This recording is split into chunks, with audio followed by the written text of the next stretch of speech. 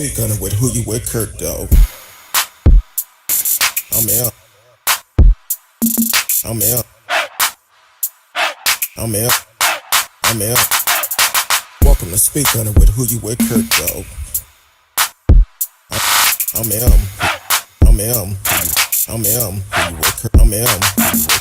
Welcome to speak on it with who you with, Curtdog. Welcome to speak on it with who you with, Curtdog.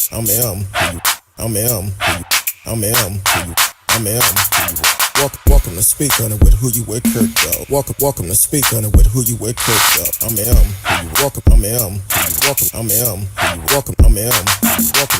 Welcome to speak on it with who you with, Curtdog. Welcome to speak on it with who you with, Curtdog.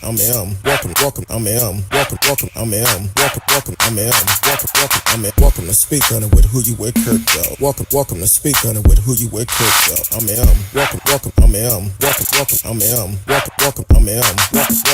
Welcome to speak on it. Welcome to speak on it. Welcome to speak on it. Welcome to speak on it. Welcome to speak on it. Welcome to speak on it. Welcome to speak. Welcome to speak. Welcome to speak. Welcome to speak. Welcome to speak. Welcome to speak. Welcome to speak. Welcome to speak. Welcome to speak. Who you with, Curtdog? Who you with, Curtdog? Happy Thursday to everyone. Hopefully y'all having a great day today. You read the post. Tonight, not only will Miss Rskee be on the show, but also Miss Dione Simmons, a licensed counselor. Tonight is about a show of helping people. So hopefully y'all already had the number 972 591 3665 972 591 3665. You can call in and ask Miss Simmons questions tonight. And we're going to deal with some stuff tonight. So I'm not going to hold y'all up. So Miss Rskee, how you doing tonight? I've been better. Like having some connectivity issues. Not going to go into it on the podcast yet, but it will be a risky rant probably soon enough. Like I can't see any of the comments if they come in. It's just like that, when you lose connectivity and a little dinosaur box comes up. That's Yeah. what I'm seeing right now. So the page isn't fully loaded. Okay. So, It'll load up in a minute. I know it will. no, because it's been up there for a minute, and I was like, I probably should have refreshed. Maybe I All don't right. know. Well, if you want to do that, I can bring you back in. Let me just refresh and see what happens. Okay, I'm gonna go ahead and bring Miss Simmons in, and I'll bring you All back in. right, All right, all right. Miss Simmons, how you doing today? I'm doing well. How are you? Doing great. First of all, I want to say thank you for taking time out of your busy schedule to come on the show to be a blessing for others. Because right now, during this time, we all need counseling with everything that's going on in the world. Well, We no do. I problem. don't. No problem. Counselors have been very, very busy. Well, I talked with both of you. Back around Thanksgiving about what I dealt with, and hmm um, it. I know I'm not the only one to deal with it, and I realized I actually didn't take time to grieve the loss of my mother. So, and I think both of y'all, Miss Rskee, she got it the most because I ended up calling her, and she didn't want to say nothing, but she helped me out. So, but still, as death is all around us, it's a hard situation to deal with, especially losing your mother and having to try to deal with it and be strong for everyone else. So, but I'm glad you're here tonight for we can try to help someone else tonight, get them some help because some people don't know how to deal with it. Yes, grief comes in different stages and it comes at different times. And, when you're going through the first, the first holidays is the toughest. And some people think it's not going to be as tough as it actually is. So you have to prepare yourself for it. It's like someone told me grief is like a um, tidal wave. And right now, in the first couple of years, that tidal wave is just coming and you can't stop it. Soon as you come up for air, it hits you back. It hits you and you go back under. What counseling helps you do is it prepares you for that tidal wave, because the tidal wave is going to come, but at least it will prepare you to know, okay, I can see that tidal wave from a distance because that anniversary is coming up, that holiday is coming up, that birthday is coming up. I know it's going to take me out, but I know I'm going to get back up and I'm going to be okay. So grief is real and it's going to come at different stages at different times. You just have to prepare yourself for it. Most definitely. It's amazing because I was working one day and I was talking with this guy, and he asked me. He said, "How was your Thanksgiving?" I said, "Well, it was good. Never met the guy before." I said, it was okay, but it was rough." He said, "What you mean it was rough?" I said, "Because this was the first year without my mother." And he just started saying, "Man, I lost my mom about 5 or 6 years ago. And every once in a while, I pick up the phone, call her number, and I realize she's not going to answer." And I'm like, "I've done that too." And I'm like, "Man." So we talked, and I wish the brother and I would have communicated a little bit more, but he was going to do his work. I'm trying to do mine. So we didn't get a chance to communicate it, more about it, because even 5 or 6 years ago, when his mother died, still today, he still pick up the phone. And Mhm. what a lot of people don't realize, there's no time limit on this. There's no time limit for grief. Some people say, "Oh, it's not that bad. It's been a while." No, you don't know what type of relationship Mhm. that person had with their loved one. Um, I look at several things because my mom's birthday and my birthday are day apart. So it's like every year we used to do cookouts every year for her birthday. So it was a bit different than most people. So it's rough. Right. You don't get over the loss. You just learn how to cope with it. Yes. And what you I see Miss Risky's back now. Her internet Yeah. is messed up.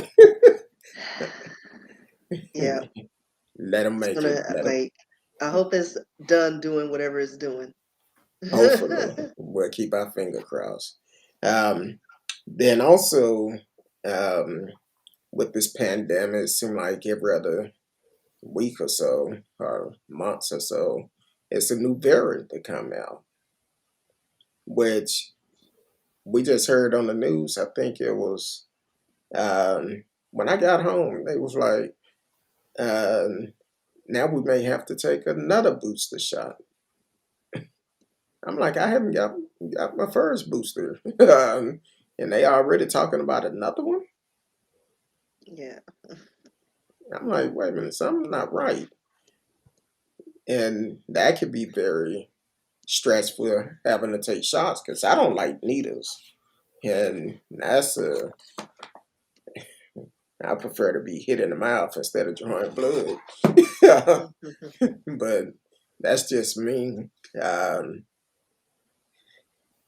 so it's rough, uh, all Yeah, around there's a us. lot of stuff going on. Like people haven't even dealt and figured out how to cope with the first the lockdown we had with the initial start of COVID. And we were secluded from everyone, our loved ones, peers, for almost a year. So we never really recovered from that. And so now they're just throwing us out there in all these variants and rules, and we're still wearing face masks, and most people aren't even acting right now. Mm-hmm. So it's like we never really had time to even decompress from all this. We're just kind of going through the motions. So it's just like that bunch of wackadoo people running around with masks. So Exactly. yeah, Yeah, I think it's people are still trying to process this virus, and now that it just keeps mutating, um, and then you have people who don't believe in it, right, right? They think it's a hoax, even though people are dying every day, and you have to deal with that. Um, and then you have to deal with the people who have lost people and the grief that they're dealing with, because it is real. I've known people who have passed away from it. I've had friends who are dealing with people in the hospital now that are, you know, in very tough situations because of this virus. So you is a mental, um, situation where people are really dealing with this virus. But I really look at this virus as I look at the flu, because 100 years ago it was a pandemic, and it mutates every year. When we get the flu shot, it has mutated already, right, and we're getting last year's mutation. So what we put in our body this year is last year's version. right, So this virus is going to continue to mutate right, because not everyone is getting the vaccine.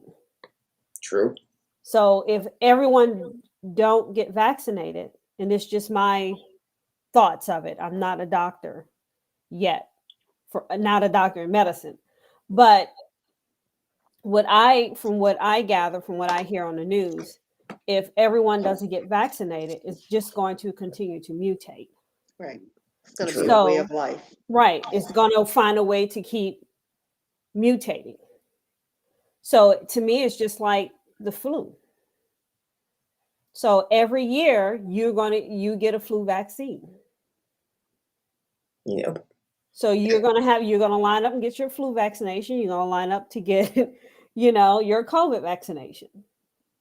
True. It's just a way of life. So right now it seems like a lot because it's new. Right, It was new. The flu was new 100 years ago. right, Mumps, measles, and all that other stuff was new 200 years ago. So, this is just that version of it, from what I gather from my reading. So it's right. just Even processing it smallpox, all. Yeah, all of was that an stuff. issue, Right. and now they're like, even though I feel cheated that my niece didn't have to go through chicken pox like we did, to me it Mhm. was like a rite of passage, you Mhm. know, to have all the lotion on your body. Mhm. Maybe you got some war wounds. I Mhm. came out lucky, so I don't have too many scars. But to find out, from my sister, oh no, she got a vaccine or a shot. I was like, what? Mhm. That's not fair. Exactly. But yeah, it's like, but you don't see too many cases. Yes, I'm sure that here and there in like these town, small countries, yeah, Mhm. it pops up, but we have a handle on it. There's a vaccine for it. Right. And I think initially we should have had a longer lockdown to kind of get a handle on it. I don't think it was handled properly, but we're here. And Mhm. so now we just gotta try to do our part so that it won't spread so much. Right. But at the end of the day, people, like I've said on the show numerous times, we need better healthcare True. because one of the things that's lacking and why we're doing the wackadoo things we're doing is lack of mental health care. Mhm. Because like you don't go to the doctor unless something broken or you bleeding out. Right. Mhm. But we need to get this right. Right. And all these changes and regulations, people don't know how to handle that. Mhm. It's so true. Now, you said a lot of people don't want to take this serious enough. They don't want to wear their mask to protect themselves, nor the people around them. I seen some crazy stuff yesterday. I went to the store. Um, Now this lady, she didn't have a mask on, but she grabbed a paper towel to pick up the package of meat she was grabbing. And I'm like, that defeat the purpose. Mm-hmm. Like nothing they do makes sense. It's like in the beginning when people were wearing the gloves. You're wearing it all day, touching random stuff that's contaminating. Like wearing the gloves is not just. It's like reusing a condom.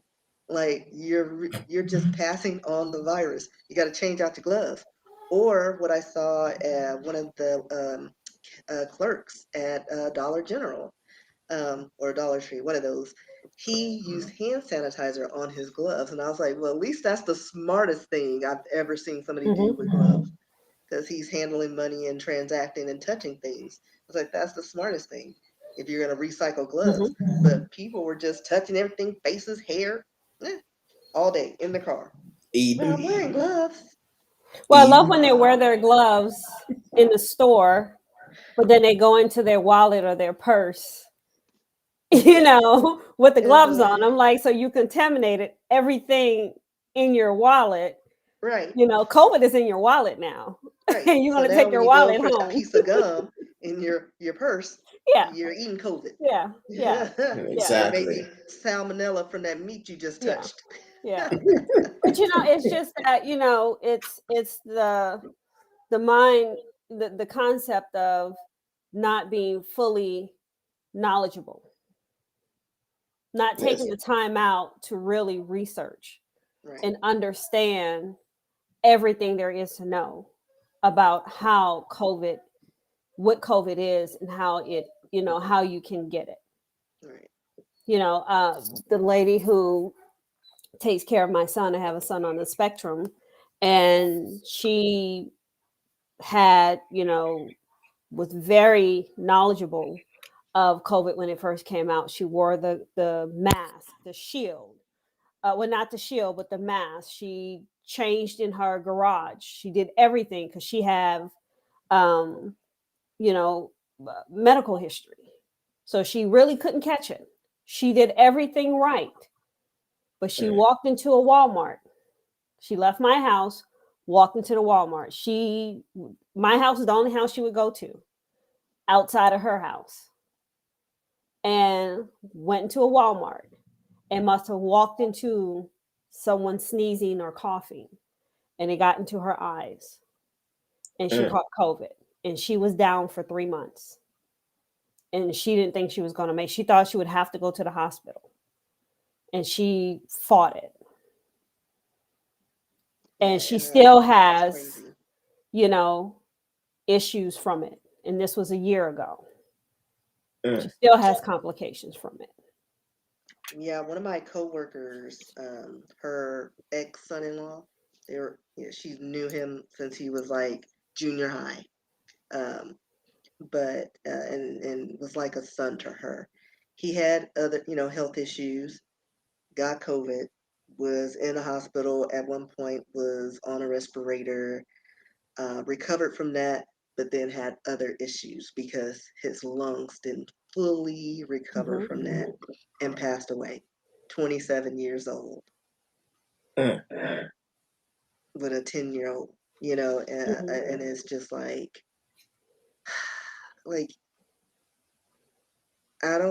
I think in order for people to be a little bit more cautious when they go out and Hmm. less selfish, it's going to have to hit them directly Hmm. for them to see because Right. out of sight out of mind, like we talk about our personal issues until someone experiences it, they have no point Right. of reference, and Until that's what it's going to take. it knocks on your door, you're not going to Hmm. take it serious. Yeah. My sister I have one sister that's a nurse, and she says she has never met anyone that came in there who didn't believe in COVID. Once they caught it, didn't say they didn't believe in it anymore. Because Of she course. said that they begged for the vaccine, and she's like, it's too late. Right. You can't get it at this point. You can't get it. Mm. Yeah, That we've talked that about has to happen. we talked about different um, people that actually passed away and on their deathbed they was begging their Mhm, loved ones to get the vaccine. mhm, And at this point, I'm I'm just to the point. Hey, you either gonna take it or you're not gonna take it. And I prefer you would take it, but that's your decision, and you have to live with the consequences. Um, so me personally, I'm fully vaccinated, but waiting for I could take my booster to protect myself more. mhm, You And know, I was on the fence. I mean, my sister got the booster and my mom. Um, I'll probably get it when I'm on my little mini vacation at the end of the month. But I'm still on the fence with it because, I don't really go anywhere. But when I do, it's like, well, I should probably take it just because I'm trying to get out more and, enjoy the roses. But again, like you said, somebody could sneeze and, mhm. your eyes are a mucous membrane, you can get anything uh, in your eyes and whatever. But so don't be surprised if I'm down for the count one day. Well, I got my booster on Sunday, uh, and it didn't affect me. yeah, yeah. My sister, she did the Moderna. She's sticking with what she had Mhm, initially, and she was feeling kind of not 100%. Um, I know when I got the Pfizer one. Um, the first two shots, I didn't really have any side effects. I was just exhausted. Like I was so tired, and I was like, "Is this what fatigue is?" Because my eyes, I just cannot. Like, and it was just the worst feeling of just I couldn't do anything. But I felt fine. I was just mhm. sleepy. Yeah, I So got the Pfizer, and the second one I was tired, but the booster I was a little tired, but that was about it. yeah, But yeah, I'd rather be safe than sorry. right. And that's where I am as well. Because it's like even in, because I work part time in the office because Mhm, there's no way around it. I've got to print manual checks in the office. mhm, And it's a small group of us. So fortunately, most of the people are working from home. So it's just like five of us in the office, rotating. Um, but even still being in those quarters where they don't really clean it often, mhm, um, to just be protected because anybody can walk in delivering mail and mhm. expose us. So And I that's can tell you when we talk about the mental aspect of um, COVID and dealing with healthcare workers and dealing with nurses and frontline workers, when they're dealing with these non-vaccinated um, patients that are coming in with COVID, and they are begging for help and begging for the vaccination, and they are needing, this help. These nurses and other healthcare workers are exhausted, oh yeah, and they have lost their a little bit compassion because there is a vaccine that can prevent this. And there are people who choose not to take it. And so they're overworked and they're exhausted. And mentally, it takes a lot. It is draining on these healthcare workers. exactly. So their compassion level has been lowered. They're still Right. going to do their best to give that care, but they get to a point where, hey, that's all you had to do is take the shot. Right. You wouldn't Exactly. be here. Right. Now I'm wasting time with my family Right, to care for you, right, who should know better. right. But So so it's hard for them to keep that care, that top-notch care that they have always had to deal with patients that chose, not saying it's different if there are people who can't get the vaccination for health reasons. But if you're just going around saying COVID is not real, I'm not doing it, I don't believe in it, all this other It's a stuff. conspiracy. It's a way Right. for the But government to you go control in us. there and you find out you're COVID and you need a ventilator or you need this stuff. And now you're begging for this care. And these nurses are exhausted and these healthcare professionals are exhausted. And now they have to work these hours, like you said, leave their family to take care of you when the only thing you had to do was to get the shot. Now, how do y'all feel about these healthcare workers uh, that basically saying they're not going to take the vaccine? And some of them have been terminated. I think it's mostly down in Houston, the ones I seen where they was like, oh, I'm not going to take it. They're just going to have to fire me. How do y'all feel about healthcare workers not wanting to take it? I think everyone has a right in a belief of their choice. But if it's their job saying this is what you have to do to work here, if they choose not to do that, then they choose not to work in that environment. Because especially when you're dealing with a mass of people on a daily basis, like you could be exposing them to the virus. Mm-hmm. These people with weakened immune systems, um, children, elderly, Mm-hmm. you come in contact with these people all the time, and then they go home and Right. expose. It's like a domino effect, Right. and it's like as a healthcare worker, your drive is to help people and not make them sick. Hurt them. Right. You take that oath to always, I don't know what the oath is, how it, word for word, but, sum it up. You take an oath to always Do no provide harm or help, do something. no harm. Yeah. So by not protecting yourself and you could endanger someone, you can't do that. But you have a right to choose. That's your right. You live in America, you have that right. But so do your employer. If your employer say, "Hey, this is what we expect, of you to do to work here." If you don't want to do that, then you don't have to, but you can't work there. Exactly. Like the military. Like I remember going to basic training and you just lined up getting shots. I didn't know what all those Didn't know things were. what you was But getting. You guess don't what? know what you're getting. Like I know one of them was penicillin and that hurt. That's Mhm. all I'm saying. That one hurt for no reason. Right. But You couldn't say, "Oh, I don't want that." right, because You you're know? property of the government and Yeah. you just lined up and they just had those guns in both arms. I was like, no. So like I Mhm. know what it feels like for those little babies to get all them injections in their little Mhm. thighs. It's like painful and like you don't understand why, but it's something you Right. got to do. Mhm. But yeah, and same with the medical field.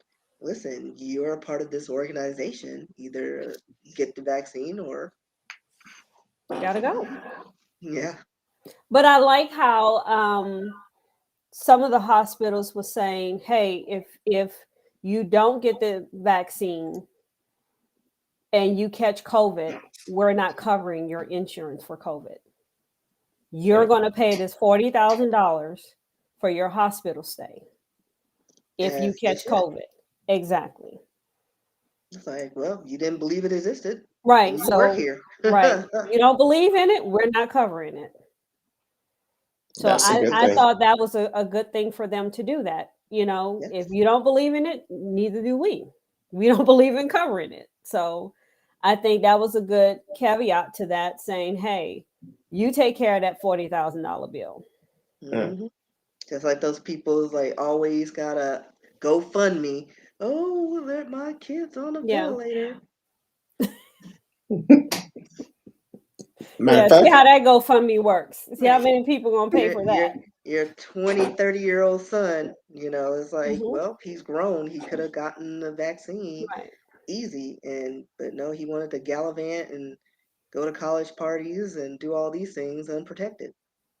And now you And want that's to the have to feel scary part. sorry. I think the younger age groups, the 20s, even 30s, I think that age is a little scary because they don't take this virus that serious. And you see a lot of them walking around with no mask.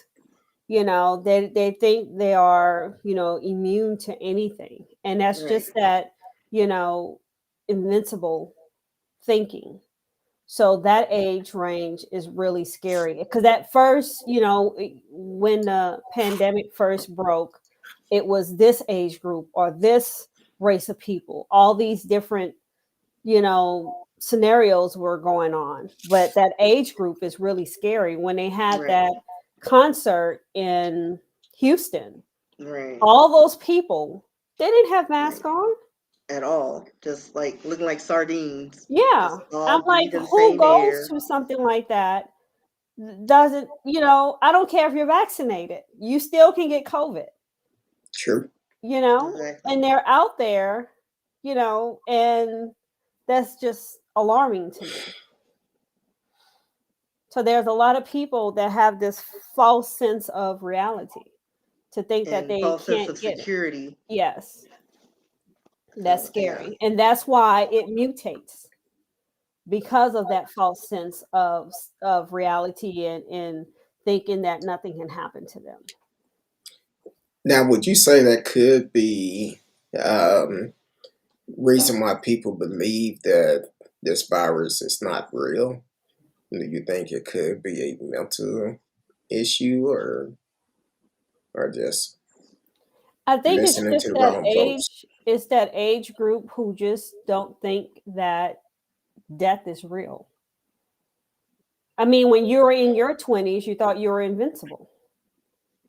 I was a little cautious. I was a hypochondriac, so I was always kind of like, you want to go, who gonna be there? Like I'm still like that. Who gonna be there? I think about it. But yeah, but there was some carelessness in my Mhm. youth, Mhm. and as like you go through that. But we also didn't have a pandemic Right. to go Exactly. through. So I went to my concerts and I went to random places I shouldn't have been, but I survived. Yeah, I mean, Luckily, trust me, I have family members yeah, who don't believe water is wet until it hits them. yeah. So, yeah, it happens in your own family. True. But I also, yeah, Uh, I'm pushing the wrong button. You're listening to Speak On It with Who You With Curtdog. It's Miss Rskee, Miss Simmons, who is a licensed counselor, professional counselor in the house. We're dealing with mental illness, whatever you are struggling with. She's here to answer your questions. You can live chat with us in the chat room, or you can call in 972-591-3665 and ask question, whatever it is that you're struggling with. Definitely want to call in and get some help. It could be anything from domestic abuse, past sexual abuse, and mental illness, because right now we're all stressed. And a lot of people are dealing with depression. That's why we see all these road rage shooting going on here in the Metroplex, because people stressed and don't know how to deal with confrontation when it approach. And some of them just look for trouble. So you can definitely call in. Now, since we are talking about the coronavirus and the mental issue of it, I read a story last week. One of Georgia leader, Marjorie's, what's her name? Marjorie. Well, I Taylor forgot it. Green or Yeah, something. Taylor. Yeah, made the comment last week and tried to compare counsel to the COVID. And I'm like, how can you compare the two? I'm thinking she probably was dropped on her head as a baby. I don't know. Yeah, like the logic was just not there. It's like cancer to COVID. Okay, like I can't just stay locked up in a house and not, get cancer. Either I get cancer or I get, because like that, you can't avoid that. Um, but COVID, you can avoid that if you can try to minimize your exposure, but you can't minimize your exposure to cancer. Like I didn't even understand that relationship she was trying to make there because it was just twisted. Like it just makes you wonder, like, what is in your head? Like she probably has little birds like in her head swinging on a swing, chirping at each other. Like I just don't understand that, but I don't know. That that's the world we live in now. If Sometimes people just talk without think. A lot of people just talk without thinking, Yeah, and when you what? try to you can't rationalize irrational thoughts. exactly. Yeah. So, Well said. Um, well said. Because any other time it would have been something else. But Oh, I have a question. This is okay. So I'm usually the one that people go to for all their issues mhm, since I was knee high. Because, like probably because I would forget most of the information. So secret was safe for me. mhm, I can retain some, but, for the most part, I check out because I got my own issues. But for some people, like they dump all of their luggage, like enough for a 3-year voyage. And I'm trying to like I don't know how to handle that. Like, and sometimes I end up getting pulled in. Like I'm cool, calm, and collected, but after a while, it's like, oh my gosh, like mhm. why? Why am I the one? And it's like a few people in my life, and I'm just like they'll call or whatever, and I look at the phone and I have to think, Do you am want to I in answer? a right place mentally for this? Like, how much wine did I drink? Because if I drink enough wine, I'm not going to be able to handle it the way I should. It's like walking on eggshells, and sometimes I don't want to be walking on eggshells because I'm very blunt, I'm very open and honest. And I'm going to tell it like it is, but sometimes it's like it's not worth the grief. Mhm. So I'm like trying to figure out how to not be so available So let me to ask all you of the this: shenanigans. when they come to you and dump their stuff, Hmm. are they open to what you have to say? No, not at all. Okay, so what I tell people is, and what I do, because you have this natural gift, and people, you attract people to you because you have a gift to where you can help people. You have this helping ability. I try not to make eye contact with people when I'm out. I usually have a baseball cap on. I keep my head down because for some I can be in a grocery line and I Hmm. don't say these words. How are you? Right. Because they dump it, and I'm like, I'm just in a checkout line. I really don't want to know how you're Been there. doing, so I don't make eye contact. I've It learned the seems like hard way. that doesn't work for me because sometimes I'll just be in I line have and then headphones on. somebody. I act like I don't hear you. Okay, so I So, need I, headphones but because I what I do, guarantee you, yeah, I they will will get stop. somebody and they're like, what? This is my second divorce. What? I don't But know when you're you. talking to friends Hmm. or family, I have a very large family. Sometimes I would say, um, with friends or whomever, do you want do you want um, do you want a solution or do you want to vent? Because if you want to vent, I'm not really paying attention to what you're saying. If you want a solution, I'll pay attention, but I'm going to let you know the truth. Right. And they have to be open to receive that. You have to be open And to a lot receive of it. times that's not what they want. But if they want to And vent, you can vent, but I'm gonna be doing some other stuff while you're venting.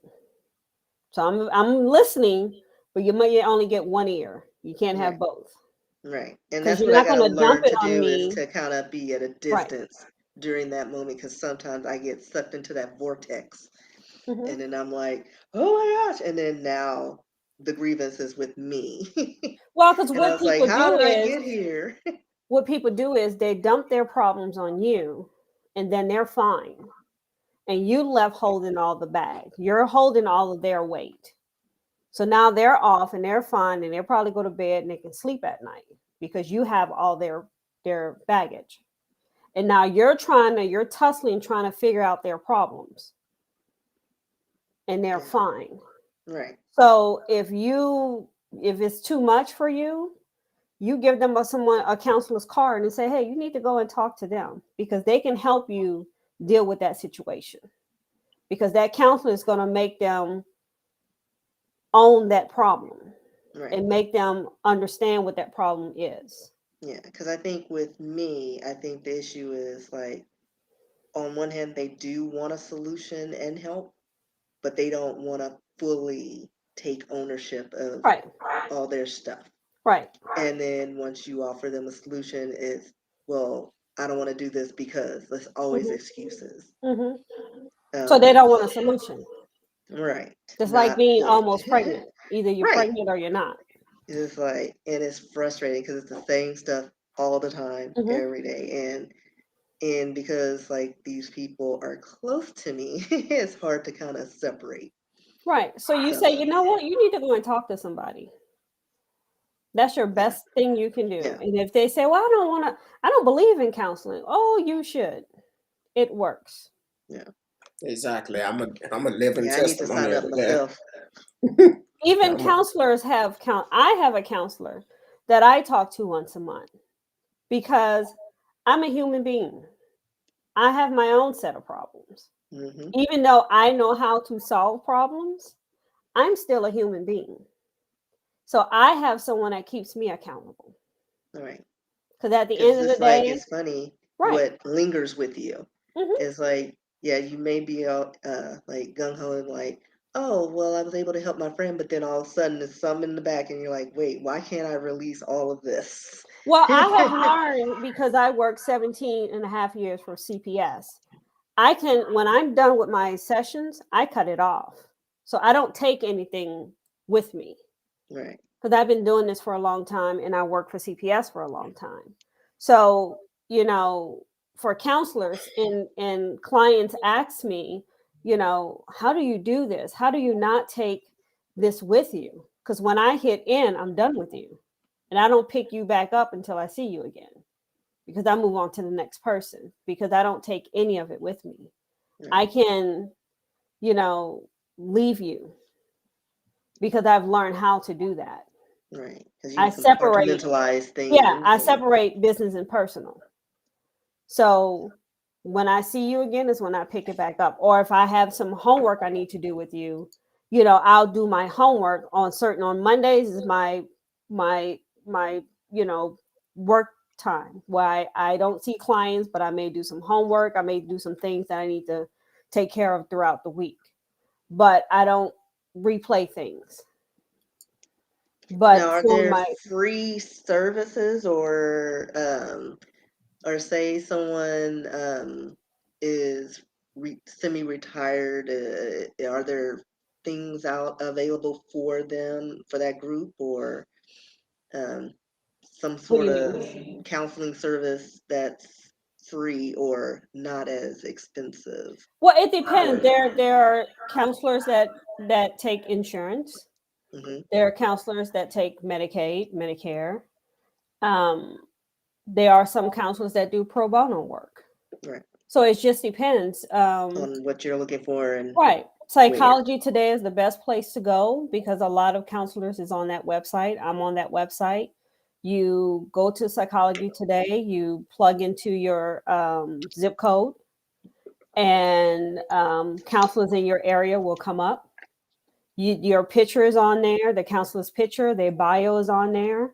I always say get a feel for, the counselor to see if you have, any type of rapport. You could have rapport with that counselor. You can contact that counselor. Some counselors give like a 15-minute consultation to see if you get a good rapport with that counselor. And they usually, a free 15-minute consultation just to see if there's something there. And you can go from there. Okay. But yeah, there are some counselors, and I do offer that sometimes, free counsel, pro bono work, or sliding scales. It just depends. I don't do that for everyone, but I do have certain Yeah, I think this one would have to be clients. paid service. So what about But you know what? And this is one thing I tell people. Sorry, Curtis. no, go ahead. People always say, I can't afford to go to counseling, right? This is the thing I get. I can't afford to go to counseling. Counselors cost too much. If you can pay money to get your nails done, and we know how much nails cost, right? Mhm. Pedicure and manicure is at least $75 to $100 and something dollars, Right. right? You can get your nails done. You can get your hair done. You can spend money to do those things. You can spend money on your mental health. Yeah. Because we rather look pretty on the outside when the inside is all messed up. If we take care of the inside, then the outside will shine even better. Right. And It you takes a won't whole have team to, to keep me upright. right. So I get my my adjustments and a massage every once in a while. Right. Uh, but I Self-care is still, important, yeah. but Yeah, one mental day I'll get health a is counselor for important the too. mental stuff. Right. If you do what's important, and I Yeah. always tell people, you have to take care of your mental health. A lot of things you can solve, problems if you take care of your mental health. And a lot of things stem from, not all things, but a lot of things can stem from your childhood. And it creeps up into your adulthood. And people wonder why things are happening in my adulthood. Well, let's, walk back to that childhood and see what was going on. And then when we do that and we unpack some of that baggage, we can understand where it comes from. Because we can make the outside look amazing. Right. But if the inside is rotten, we'll never get better. Right. That's so true. So when you talk about the insurance now, what about the EAP program, Employee assistance assistant program. program? Yes. Most jobs have that. And it's so funny. I worked for CPS for probably 15 years before I realized what EAP was, because I never used it. And so, and they never told me about it. And I was in school for counseling and never knew about it. But it's free counseling that your job has. Most jobs have. And you may get a few sessions that's free. And they'll give you a list of counselors that you can go to, that you can see for free. And that can get you started. Your insurance, during COVID, when COVID first happened, some insurances was waiving your copayment to do telehealth. So, and now even some insurances are still doing different types of telehealth where you don't have to pay a copay. So there's all types of ways you can get to, counseling through telehealth. But EAP is a great start with getting into counseling to do free services. You may get 3 free sessions. Those 3 free sessions may change your life if you just try. Sometimes you can't go to your friend because your friend is not licensed to help you. Sometimes you can't go to your pastor because your pastor is not a licensed counselor. Your pastor can get you started, But sometimes you're not going to go to your pastor if you're having heart problems. So you have to go to a licensed professional counselor. You have to go to a marriage and family counselor or a licensed social worker or someone in a medical field, a licensed coach, someone that's licensed that can help you. And a lot of pastors will tell you to go and seek help. They will, my pastor will send you to counselors. So use your go to a counselor. Don't be afraid to ask for help. And you can go to your job and contact your HR. You go to HR and ask for EAP. And ask to get you a counselor and see how many sessions you can get for free. And a And lot of it's times you funny can because use a your lot of times EAP we more don't than once. even know how to ask for help. And that's, I think, one of the things that we need to learn as a people. It's okay to ask for help. Yes. There are resources out there. Yes. And you don't Yeah. have to wait until things are in dire need Right. to ask for help. And I think we need to normalize getting treatment for mental health and taking care of yourself. Now, what I've learned from taking counseling, the only way it's really going to help you have to be honest. Honest with yourself, honest with the counselor. That's the only way they can provide the right type of help for you. Um, and I tell this story all the time on the show. The first couple of sessions, I came in there, I had my arms folded. My counselor asked me a question, I give them a short answer. Then by that third time, I'm in there crying. I'm like, okay. So I had that breakthrough. But once I had that breakthrough, then I can go in and talk openly, talk freely. And the thing is, the counselor is just like an attorney or a doctor. They cannot share anything y'all discuss. It's between y'all. Not unless Right. you're talking about going out. We talk about that when your first session is about going over your intake session, going over paperwork, but we talk about you know we can't divulge any information without your consent. Even if I'm subpoenaed, I have to have your consent to give that information. So I'm not going to give any information out to anyone without your consent. And it's important to build that relationship. I know it's hard for you to open up to a stranger. We don't judge. There's nothing you can say that's going to make us say, oh my God, really? That's not, we're there to help. We're there to help you to get to a place where you're feeling your best. That's why we're there. We don't judge. We don't think any, in any way about you, in any bad way.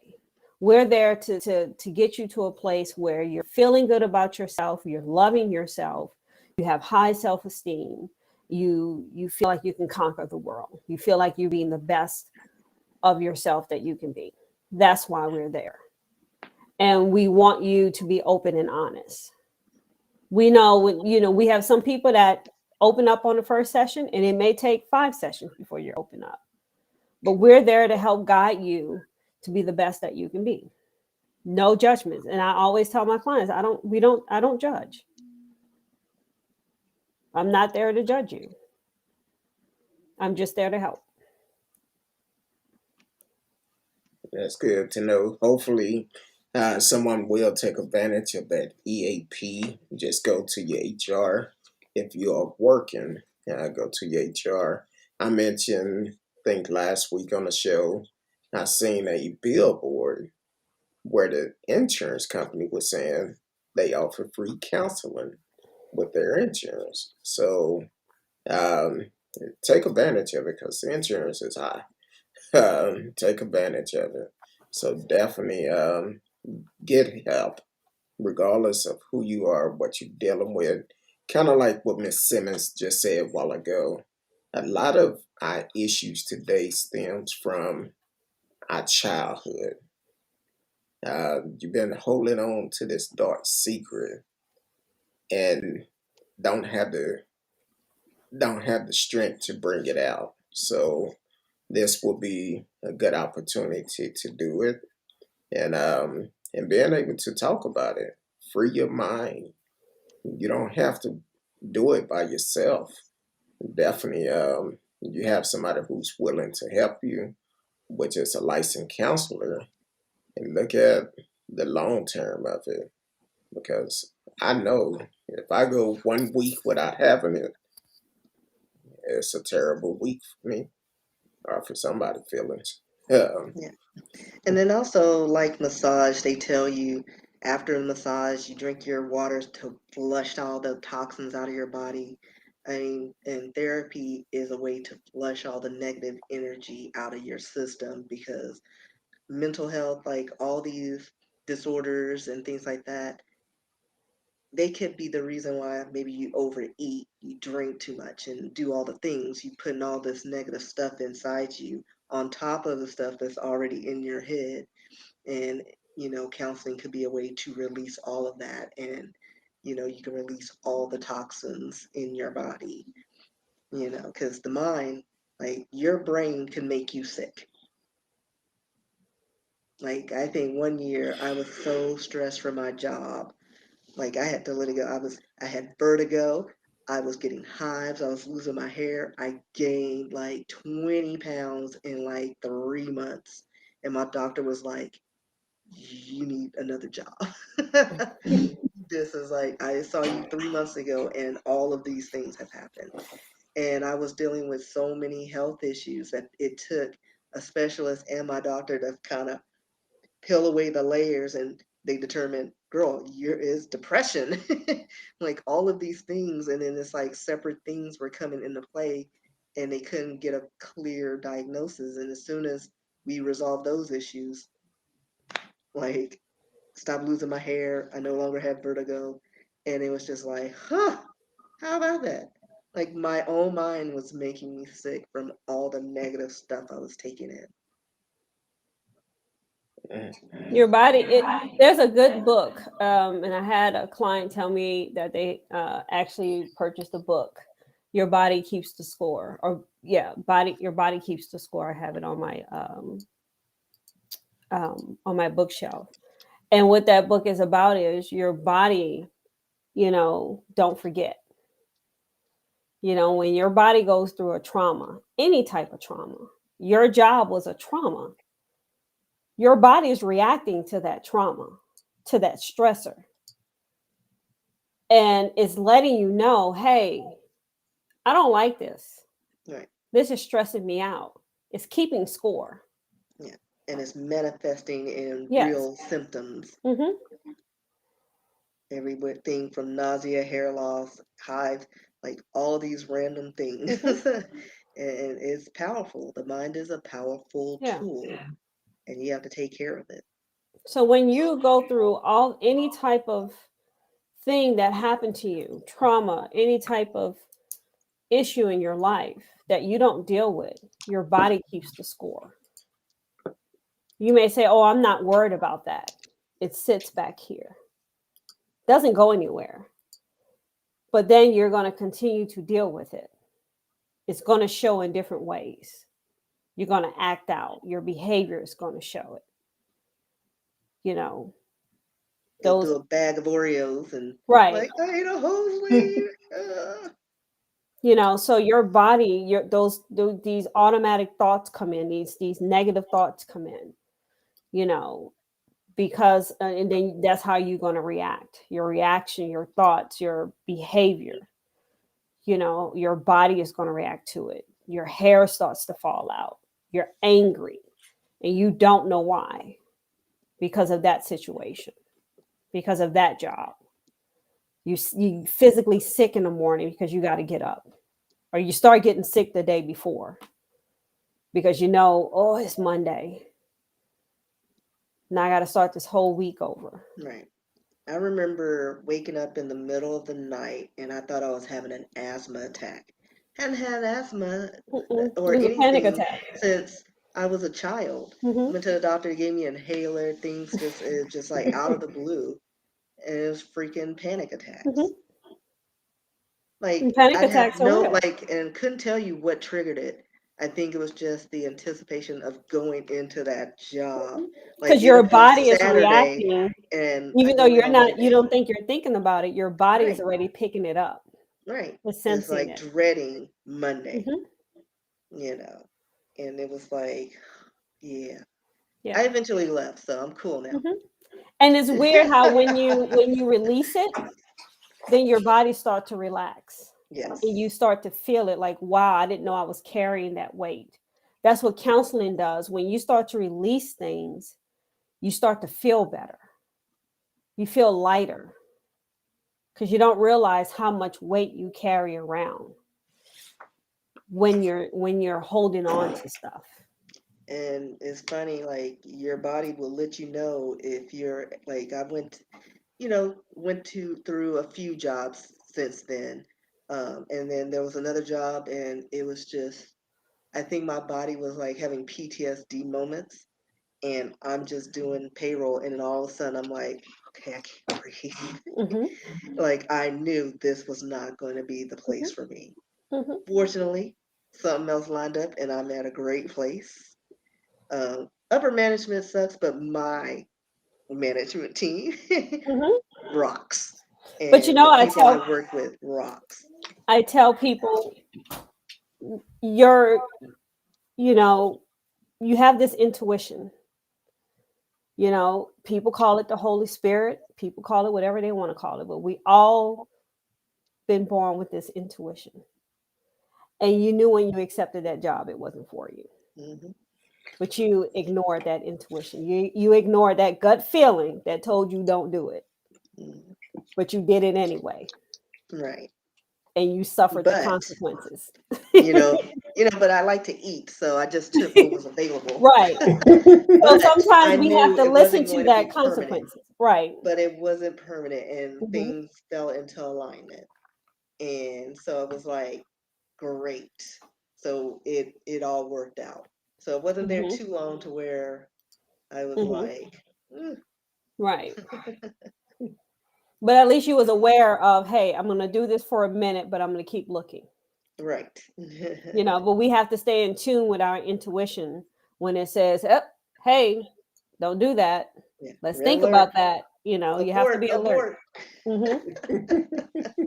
Mm-hmm. Because you can That's save you a lot of heartache, heartbreak, and money. Yes. exactly.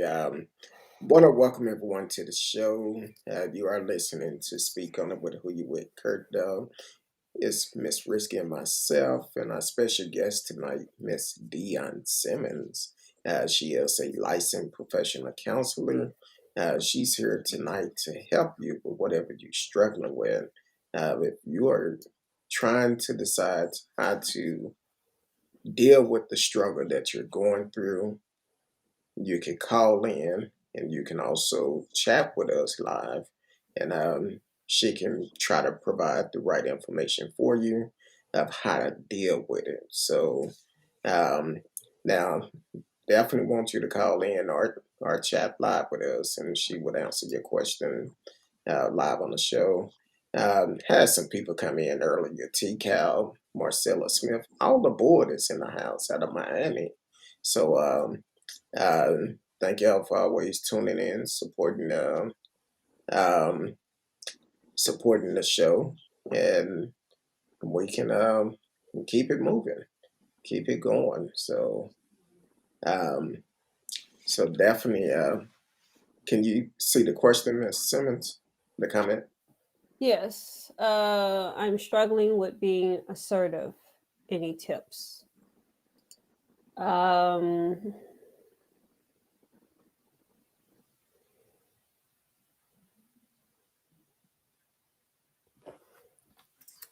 uh,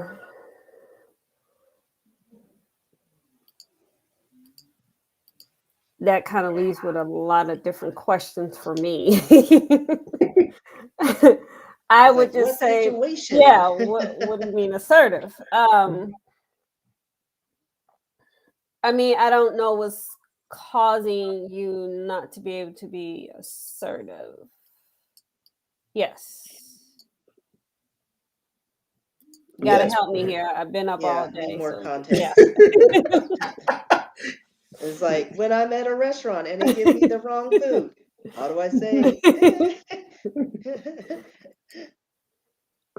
Well, yeah, definitely give some more context on that all aboard, and that she could be able to answer the question a little bit better for you, because there could be a number of things. So, um, some people in the world just, I don't know. Okay, being assertive in a work setting as a Black woman. Okay. Let's see specifically. I think it's important to always be able to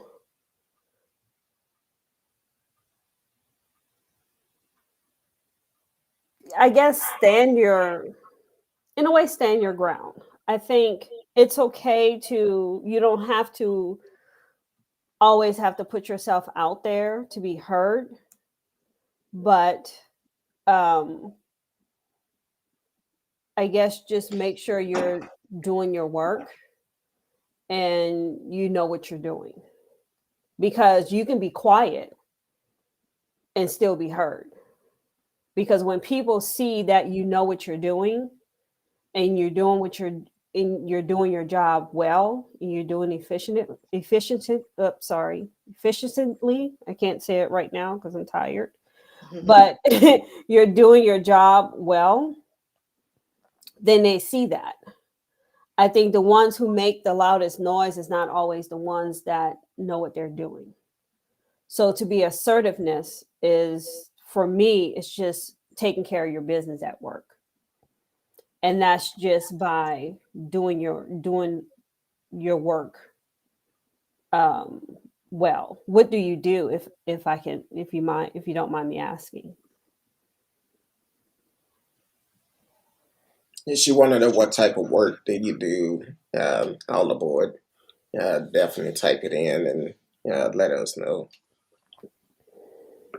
I, I I, remember just the jobs that I've had. I'm a very quiet person. Um, I I don't need to be loud. I don't need to be in front of class, but or at my job, I don't need to be the head of anything like jobs I've had, but I've always have been chosen to lead because when I do my job, I do it well.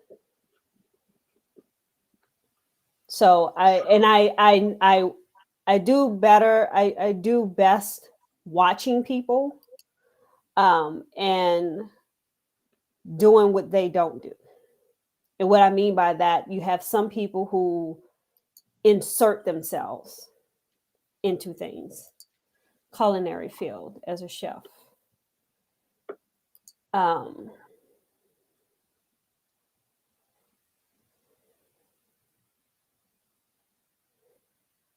I think maybe for you, it's just, you know, do making the best entrees, putting all your energy into what you're doing, letting your letting your food speak for itself. That's the best thing you can do. If you're doing letting your food speak for you, doesn't matter what anyone else is doing because they can't outshine your food. true. They can make all the noise they want, but they can't touch your plate. Exactly.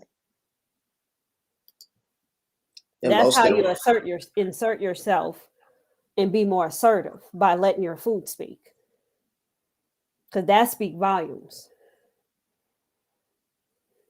Those who speak in the loudest can't touch your plate. exactly, they try to talk their way out of Hmm. something Hmm. from looking bad, Right. knowing that Or your food criticizing tastes exactly. to bring you down. Right. but That for chefs, you know taste, your yeah, work. taste matters. Being in your field, what you put on that plate matters. So they can talk all they want. It goes by what that palate tastes like. So for you, make your food speak the loudest to quiet all that other noise. Exactly. So that's a good question on the board. Definitely keep doing what you do in the kitchen, and Mm-hmm. um, don't worry about the haters. They're gonna hate. Mm-hmm. So, um, also, I know we talked about this before in past shows. Um, Malicious parent syndrome. Um, we can hit on that for a little bit because I know you tired. You've been up since early this morning. I really appreciate you for coming on tonight. I know it's late, but we're not going to hold you too much longer. But I do want to talk about malicious parent syndrome. I guess it was a couple of months ago. A young lady, um, I think it was DeSoto or Lancaster, um, they finally sent out an Amber Alert for a young black chick. And um, and in this Amber Alert, it said it was the non-custodian parent that actually took her. Haven't heard too much more about it. She was found, but haven't heard anything else about the case. I wish I knew more information, but when I hear about the fact of a non-custodian parent uh, taking this child, first thing come to mind is malicious parent syndrome. And I've actually talked to people that I know um, that have said they dealt with it, but they never knew there was a term for it. For the simple fact, they just thought it was baby mama drama, baby daddy drama. Or some parent being vindictive and using the Mm-hmm. child against as a Yeah. weapon. But that's what malicious parents do. They do exactly that. Lie to the child, keep them away from the other parent, say this, say that, and it still happened today. And unfortunately, even in the middle of a pandemic, we still having to deal with it, which I feel like it's going to be something that we continue to deal with until they make some type of law to prevent a parent from doing those things. I think, and this kind of goes back to, I think, my CPS days. You have parents who, when kids are taken from parents, and when I first started at CPS, I would see these parents and I would say, what type of parent would, not all parents, but for most of the parents, what type of parent would do these things or allow these things to be done to their children and not protect them? As the years went on, I look at those parents, some of the parents, and look at them and see them and say, these parents should have been in foster care and should have been taken from their parents. And it's a vicious cycle. When you talk about this content of parents who are doing these things where this baby mama drama and, you know, keeping them away from the other parent and, taking them for whatever reason, what is going on or what has happened in that person's life Right. That to they're make using the them this child as a way? bargaining chip Right. or What has made them do this? And even in my counseling, when I talk to clients and they have a disconnect with their parents, these are adults, and they have a disconnect with one of their parents. And then I asked them, more questions on what happened in your childhood with your mother or your father. Well, I don't know. Well, that would be a good place to start, because you only know your mother as your mother. You don't know your mother as, Susie or, Lucille. You don't know them as a person. You only know them as your mom, because they once were your age. Yes. What did they go through to make them the parent that they were to you? Because it's a vicious cycle. And I've had people to come back to me and was blown away when they realized what their parent went through as a child, and how their parent had no business being a parent because they weren't given the tools to be a parent because of the things they went through as a child, that they are surprised they made it as a child. So now they saw their parent as a human being. And now they had compassion for that human being that became a mother maybe at age 16, 17 years old. And they did only what they knew, which wasn't much. Right. Exactly. So when they Playing it by snatch a ear. baby and run, or you ain't gonna see your baby, I'm gonna show you, because you were the only love that they attached to. And then for some reason that relationship didn't work. So they did what was done to them because they did what they saw. Yep. True. So sometimes you have to look at, instead of saying, oh, baby mama drama, oh, she this or he's that, he's no good. We all have said it. Me too. I have to look at that person and say, what is their story? How were they raised? Where did they come from? Because everybody has a story. True. And once you get to know their story and see that human being and how that human being was raised, you get to understand how they came to be and where they are today. That's so true. Yeah, we have a caller that came in. Yeah, welcome to speak on it. You there, caller? I'm here. It's all aboard. Hey, all aboard. How you doing tonight? I'm doing good, and I was looking forward to the show because you told me that you were going to have a person in the mental health profession, speaking on it, and so I was looking forward to the show. And of course, Miss Rskee, you're always appreciated. You always come with information, and of course, Curtdog always come with the facts. It's very nice to meet you, Mrs. Simmons, or Miss Simmons.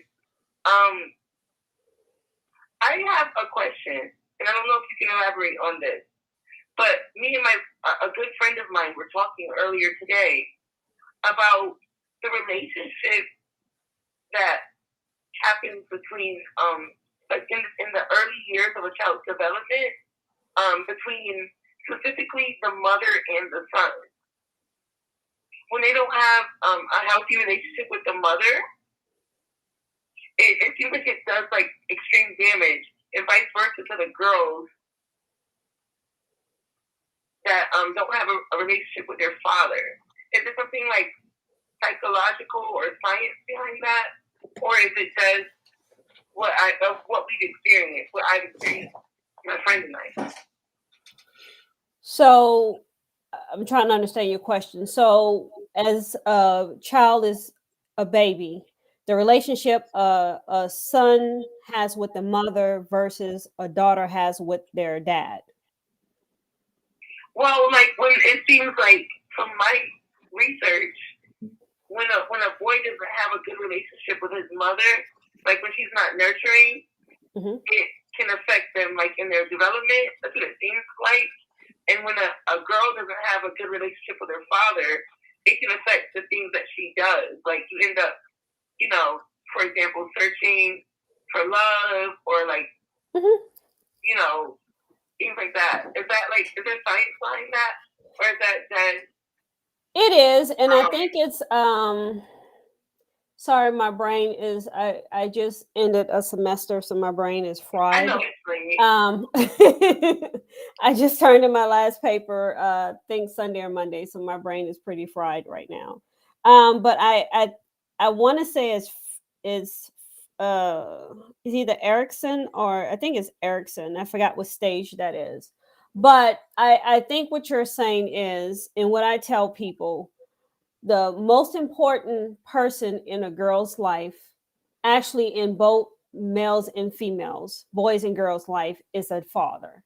And I say that because a father teaches a girl what, what a man, what a father is, and what a man is going to be. And when a girl doesn't get that from her father, she's always seeking and searching for it in a man. So she's always looking for protection. A father's there to protect. And when she doesn't get it from her father, and a lot of times when I'm dealing with women who are searching, looking for, oh, I married the wrong man. Oh, I married this man, and he's not who I wanted him to be, and he's not this and he's not that. She's searching for that love that she didn't get from her dad. So she's constantly trying to replace that. And now she has to learn how to give it to herself, because she can't replace that. She can't replace what she never had when she's looking for it from another man. Now she has to get it from herself. For boys and mothers, it's the nurturing part. If they're not nurtured from their mom, they're constantly trying to seek it from a woman. Either they're seeking it or they're not going to respect a woman. So they're constantly just being disrespectful. They don't value women because they don't value their mother. Or their mother never valued them, or they never felt value from the person that they should feel value from. So if they didn't feel value from their mother, they're not going to value women. So it's going to work both ways. If they never got it from their mother, or their mother never valued them, they're not going to value women. Mm-hmm. Because they're always seeking it. They don't trust women. That makes sense. Boys are not going to trust women because they can't trust their. Yeah, because they can't trust their mother. Right. There's two people in this world you're supposed to be able to trust. Those are your parents, your mother and your father. Because it took two people to make you. And if you can't trust those two people in the world, who can you trust? Can't trust anybody. True. Yeah, so true. You have to repair that first. That has to be repaired before you can really be in a serious relationship or repair yourself. Is what you're saying?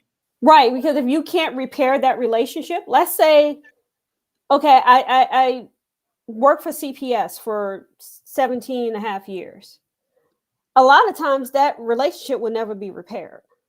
These kids, in the 17 and a half years I worked there, I've had one, maybe two kids went back home. 17 and a half years, two kids went back home. That you was mean it. CPS, Child Protective Services. Okay. So these are when kids are removed from their home. Two families went back home. That was it. They either was placed with relatives, maybe a few were adopted, but most of them remained in foster care and aged out. They never went back home. I'm taking care of a family member, and it is very difficult. So I was just wondering, because a lot of the times they do lash out. I'm sorry to get so deep, but I think that's why it's very important to not have a parent remove one parent. Like if they're not like physically hurting the child or abusing them or mentally, if they they shouldn't remove that other parent from their life. I think that's really like hurtful for the child. I don't know if it's like mentally, like the science behind it. So CPS just don't remove kids from parents unless they are not protecting the parent, not protecting the kids. If they are on drugs and won't get off, or if they are abusing the kids either mentally, physically, or mentally or physically. So there's reasons why they're not with their parents. okay. You may not know the reason why, but there's reasons why they're not there. People, Say that again. Say it again, all aboard. Well, that's why we need to have more people in the mental health field that can understand nuances. It's really important because there's so many different little nuances that a lot of people don't understand. That they don't understand, like the difficulties, like the nuances. Like you may have never had a marriage in your family, so you might not know how to be a good wife or a good husband. Right. Right. And that's why it's so important to have marriage counseling, pre-marriage counseling. That's why it's so important to get in a network of like-minded people. Because if you don't know what marriage look like, you're probably going to fail at marriage. That's why I veer away from it, because I saw the negative side growing up, and I'm just like, I know what I don't want. Right. So if you don't know, hey, cautious. I'm divorced. If you don't know what it looks like, a good relationship look like, you're going to get it wrong if you don't have a good foundation. Right. So you have to start working on that. You can be successful at it, but you have to build at it and get your foundation strong and have the right amount of people around you, surrounding you, to make it strong. Just because you come from a broken place don't mean that you're doomed to fail. You just have to make your own. That's a fire quote. And you're doing a great thing by helping family. It's honorable of you to help family and take in your family, because that's hard to do. And they're going to have behaviors because they're not with their parents. But the best thing you can do for them to make sure that they are getting counseling that they need, and make sure that counselor understands, what it is for them to, be without their parents. The reason why I wanted to go into counseling, because working for CPS, I didn't like their counselors. I didn't like the counselors that these kids were having. They didn't get the kids. If you don't trust your counselor, you can't get any help if you don't trust them. Right. If you don't think that they understand your problems. Right. I'm not going to tell you anything about myself if I don't trust you. Right. So that's like an obstacle. But you definitely have to be honest with the counselor. And that first session is kind of like a meet and greet. Once you know them, know the feeling, and read their bio.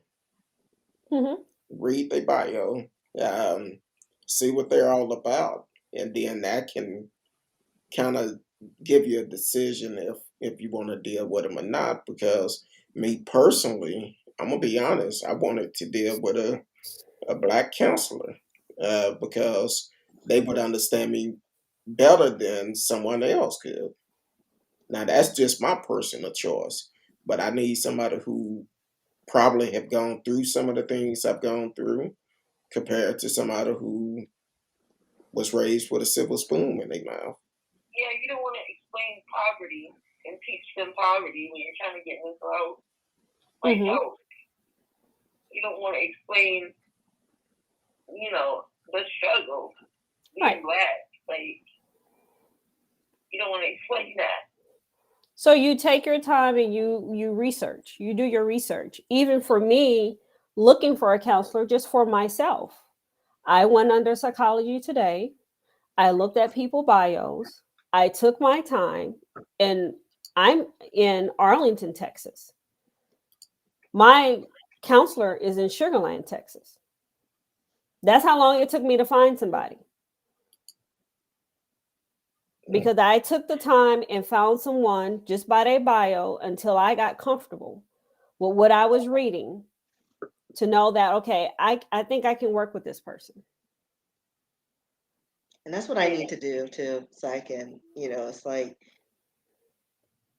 weed out what I'm looking for and figure out what I want and find somebody that I feel comfortable with. Mhm. It's going to be trial and error. It's like dating, which is why I don't do it at all. I stay in my house. Well, I'm going to a therapist tomorrow, and so this is like right on time because I'm thinking I'm gonna write a checklist of things that I want to touch on, because sometimes when you're in that session, I feel like there's a timer going. Like, oh, I got to tell them my whole life right now, and sometimes But you don't. It's like so much better. It's not just one session, so you don't have to spill your guts in 50 minutes. Well, it's one session when you're paying for it. Do you have insurance? I prefer to talk about that behind the scenes, but Okay. but anyway, I'm paying for it out of my pocket, but this is like right on time. Curtdog, right on time. Okay. Like, but I want.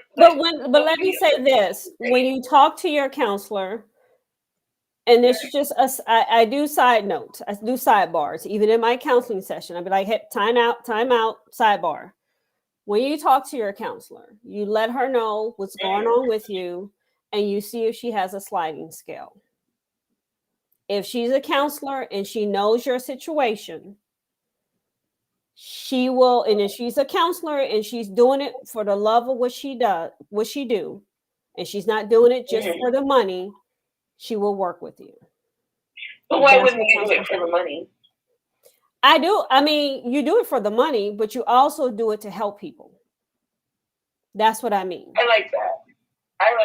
I got to get paid. I enjoy it, but I'm here tonight for free. I do it because I love what I do. And as tired as I am, and my eyelids are closing, I do it because I love what I do. But when you find people that are, and that's what I mean by, we talked about this earlier, you find people and people do it and have sliding scales.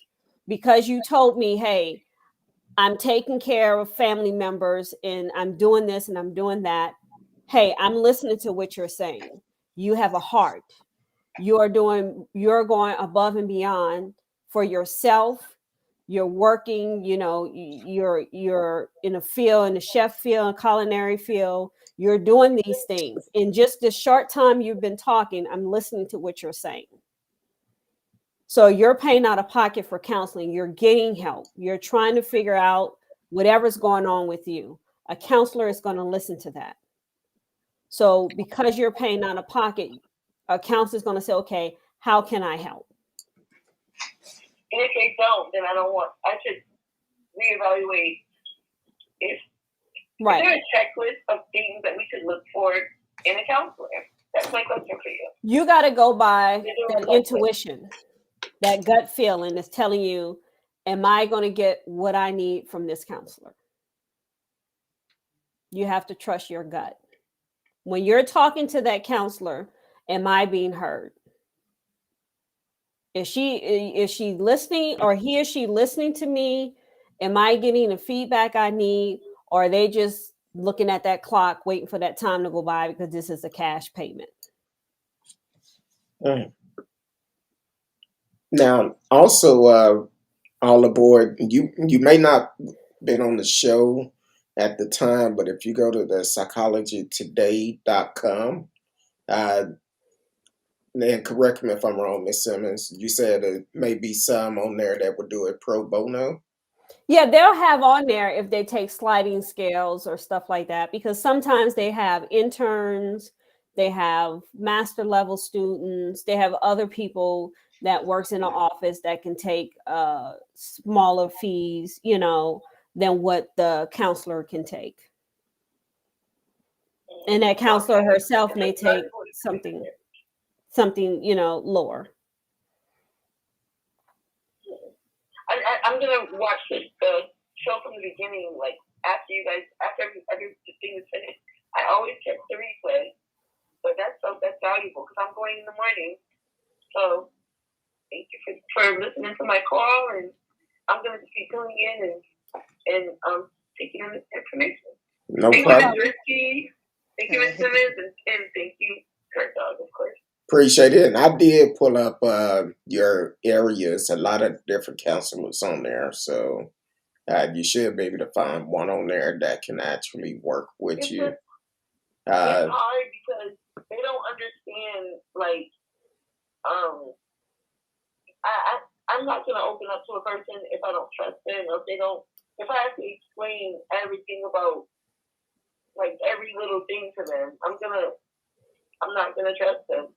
But at the same time, I do have to be open with them, right? Like, right. Sure, the majority of them are doing it for the right reason.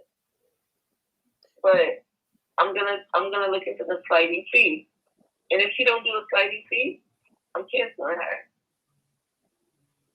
You just have to get a feel for it. Once you go in there, you'll get a feel for it.